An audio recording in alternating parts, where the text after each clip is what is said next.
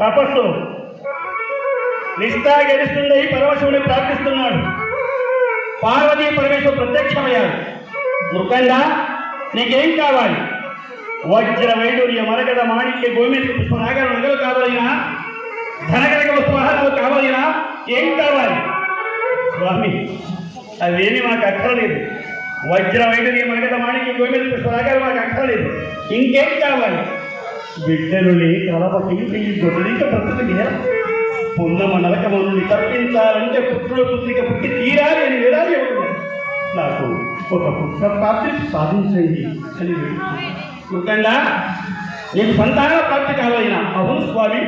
జయ జయ జయదేవ మహాదేవ సర్వేశ సర్వంతరాత్మ సమస్త గమాపీత విద్యాస్వరూప విరూప మహమ్మేరు వ్యాపార నత్తారగానాథ రేఖ కలాప జగత్సృష్టి సంస్థాపనోత్కాట నప్రభవ పాలనోద్భవ కిక్షత గడ్డచేతోభవ సర్పకేయూర హలాహలాహార సత్యమృతానంద తేజోమయ నిర్వికల్పా నిరాధార నిత్య ప్రకాశ వియత్కేశ సంజయమోగ సంసార పాశ విరాజ జగజ్జాల సంలగ్న ముక్తాఫల ప్రాయ దివ్య భాగ గోపగ స్వర్ణవి అవార్య దయాపాంగ గౌరీయుతార్థాంగ శంభో శంభో శంభో.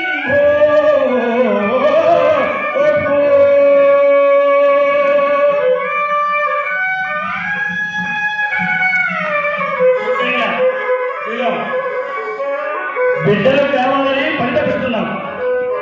భ్రష్టుడై నికృష్టుడై చిరకాలము బ్రతుకు కుమారుడు కావాలన్నా, లేక సన్మార్గుడై నీ వంశములకు పేరు ప్రతిష్టలు సంపాదించు 16 ఉత్తరములు కలిగిన అల్పాయుష్యుడు కావాలైనా కోరుకో. అది స్వామి.